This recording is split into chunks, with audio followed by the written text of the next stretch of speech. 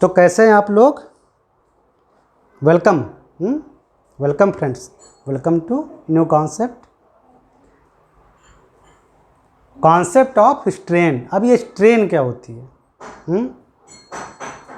Stress तो हम जान गए, अब ये स्ट्रेन क्या है तो सुनो। जब हम किसी बॉडी पर एक्सटर्नली कोई फोर्स लगाते हैं तो वो बॉडी जो है वो डिफॉर्म होती है। सबसे पहले आप याद रखिए कि वो डिफॉर्म होने का उसमें चांस होता है, चांस नहीं होती ही है। जैसे आप पूछेंगे कि यार ये आयरन रॉड कहाँ डिफॉर्म हो रही है, हमने इतना फोर्स लगाया, डिफॉर्म है, डिफॉर्म हुई है।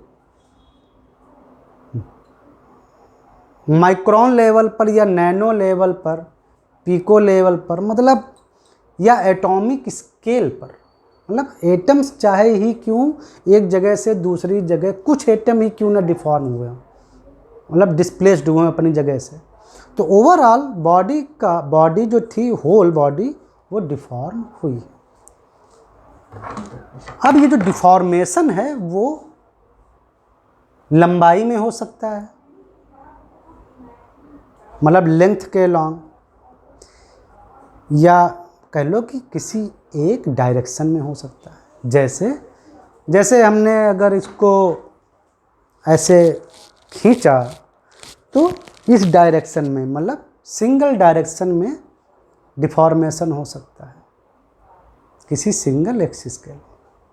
नंबर 2, उसके ओवरऑल वॉल्यूम में डिफॉर्मेशन हो सकता है।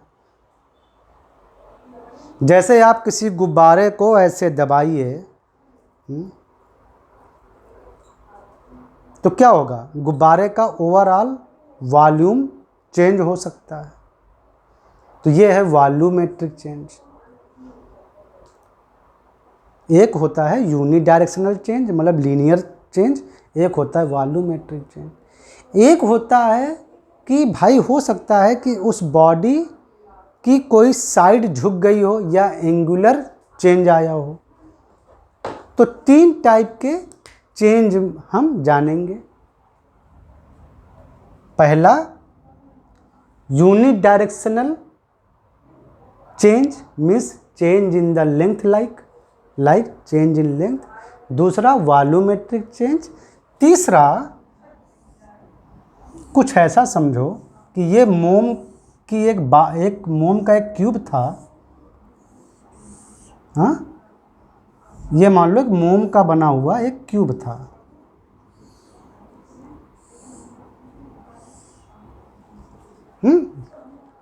और हमने इस पर फोर्स लगा के इसको टेढ़ा कर दिया, तो ये जो साइड थी ये कुछ अपनी जगह से झुक गई, तो ये कुछ है एंगुलर, कुछ डिफॉर्मेशन हो गया, मीन्स एंगुलर डिफॉर्मेशन।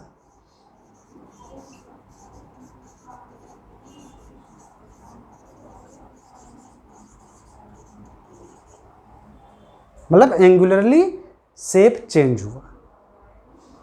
पहला बताया था कि हमने यूनिडायरेक्शनल डिफॉर्मेशन, मीन्स जैसे लेंथ बढ़ गई, लेंथ घट गई, है ना। और तीसरा था वॉल्यूमेट्रिक डिफॉर्मेशन।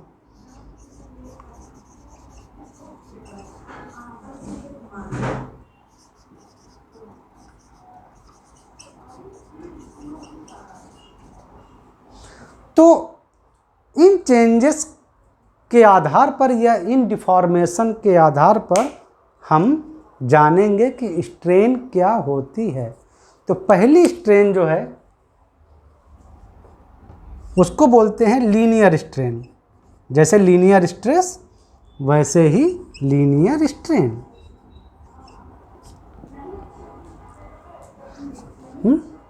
क्या होता है, जैसे एक बार थी, लोहे का एक रॉड ले लो, मान लो कि उसकी ओरिजिनल लेंथ हमारी L थी, ओरिजिनल लेंथ। जब हम इस पर कोई फोर्स नहीं लगा रहे। हमने इस रॉड को एक फोर्स लगाकर खींचा, एफ फोर्स लगा के खींचा, ठीक है, या कह लो कि कंप्रेस किया, मतलब दोनों चीज़ें आप बोल सकते हो, मतलब एक यूनिडायरेक्शनल में है। तो मान लो पहले हम खींच ही लेते हैं, तो मान लो कि ये जो रॉड या जो बार थी वो थोड़ी लेंथ में बढ़ गई, हमने खींच के उसको थोड़ा लंबा कर दिया, और वो जो लंबाई जो बढ़ी वो मान लो है डेल्टा एल, डेल्टा एल। तो यहाँ जो लीनियर स्ट्रेन आएगी वो होती है कि कितनी बढ़ी और ओरिजिनल कितनी थी, इसको बोलते हैं लीनियर स्ट्रेन, इसको लॉन्गिट्यूडिनल स्ट्रेन भी बोलते हैं।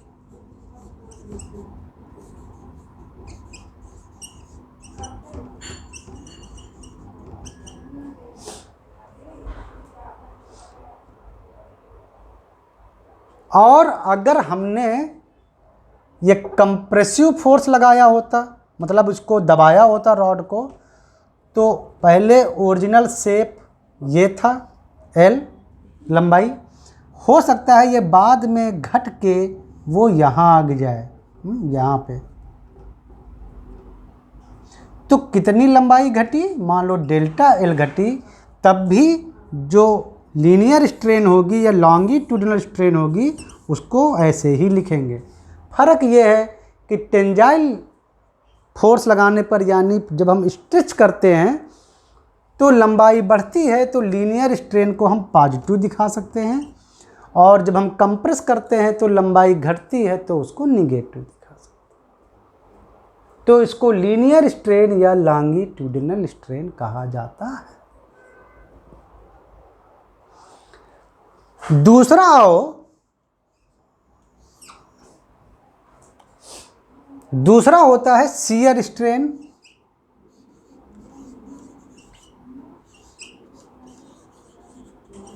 शब्दों से आपको समझ में आ रहा होगा कि शियर स्ट्रेन शियर फोर्स या शियर स्ट्रेस जो हमने सीखी है उससे रिलेटेड है। लॉन्गिट्यूडिनल या लीनियर स्ट्रेन या लॉन्गिट्यूडिनल स्ट्रेन, ये जो वर्ड हैं वो लीनियर फोर्सेस यानी टेंजाइल फोर्सेस या कंप्रेसिव फोर्सेस जो लीनियरली लगे हैं, यानी एक डायरेक्शन में, यानी यूनि डायरेक्शन में लगे हैं, उनसे रिलेटेड है।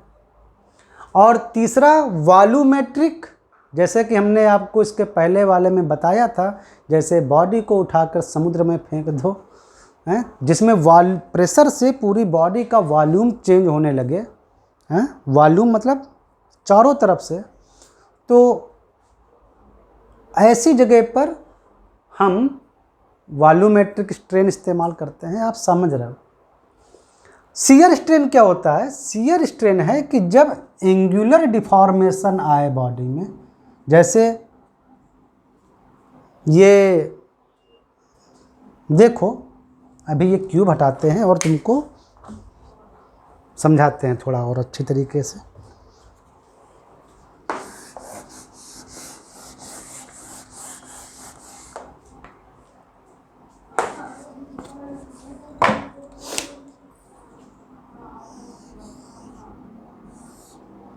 फॉर एग्जाम्पल आप लो ये बार है बिल्कुल ऐसी, और इसको जब आप ऐसे, इसकी जो एक्सिस ये है, तो जब आप इस साइड से इसको इस पर फोर्स लगाएंगे एफ फोर्स, तो शियर स्ट्रेस पैदा होगा। शियर स्ट्रेस आप जानते हैं, हम आपको बता चुके हैं।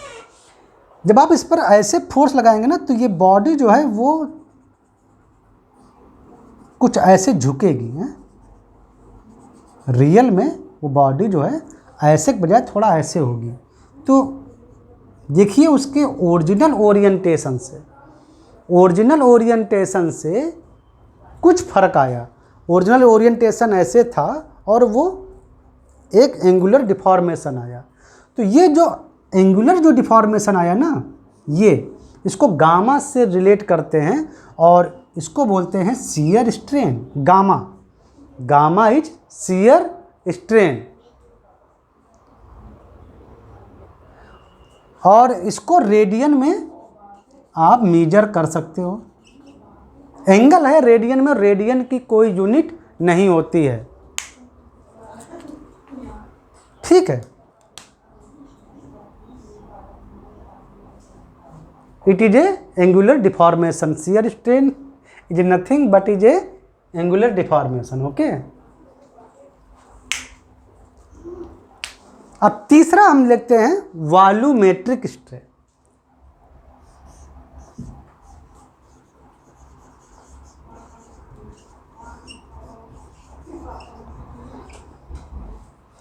वॉल्यूमेट्रिक स्ट्रेन क्या है? मान लो कि ये कोई एक गुब्बारा है, इसका वॉल्यूम ओरिजिनल वॉल्यूम V था, इसका ओरिजिनल वॉल्यूम V था। हमने इस पर बाहर से प्रेशर लगाया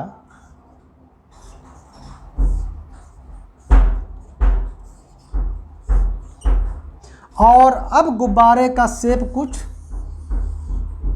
बदल गया, छोटा हो गया और अब उसका शेप आया मान लो V डैश। तो change in volume means original volume minus final volume. तो ये हुआ आपका वॉल्यूमेट्रिक चेंज। तो वॉल्यूमेट्रिक स्ट्रेन आती है वॉल्यूमेट्रिक स्ट्रेन और ये होता है डेल्टा V, मतलब कितना वॉल्यूम में चेंज आया डिवाइडेड बाय ओरिजिनल वॉल्यूम। ये है वॉल्यूमेट्रिक स्ट्रेन। वॉल्यूमेट्रिक स्ट्रेन समझ में आपको आ गया। Shear strain is nothing but angular deformation और लॉन्गिट्यूडिनल स्ट्रेन मीन्स लंबाई में कितना चेंज आता है उसका ओरिजिनल लंबाई के साथ रेशियो। तो ओरिजिनल लंबाई के साथ रेशियो चेंज इन लेंथ का, चेंज इन वॉल्यूम का ओरिजिनल वॉल्यूम के साथ रेशियो, ये तो आप सिंपली फार्मूले से समझ जाएंगे। शियर स्ट्रेन एक एंगुलर क्वांटिटी है, मतलब एंगल में डिफाइन होती है, तो वो एंगल आपको रेडियन में निकालना पड़ता है। तो ये हैं द कॉन्सेप्ट ऑफ स्ट्रेन्स, मतलब 3 टाइप की स्ट्रेन आप समझ लीजिए। आप नेक्स्ट एपिसोड में हम लोग स्ट्रेस और स्ट्रेन के रिलेशनशिप को देखेंगे, स्ट्रेस और स्ट्रेन के रिलेशनशिप को देखना शुरू करेंगे। तो मिलते हैं नेक्स्ट एपिसोड में, तब तक के लिए बाय बाय, टेक केयर। और अगर आपको ये कॉन्सेप्ट समझ में आ रही हैं तो आप इसको लाइक और सब्सक्राइब कीजिए, ठीक है। चलो मिलते हैं नेक्स्ट एपिसोड में, टेक केयर।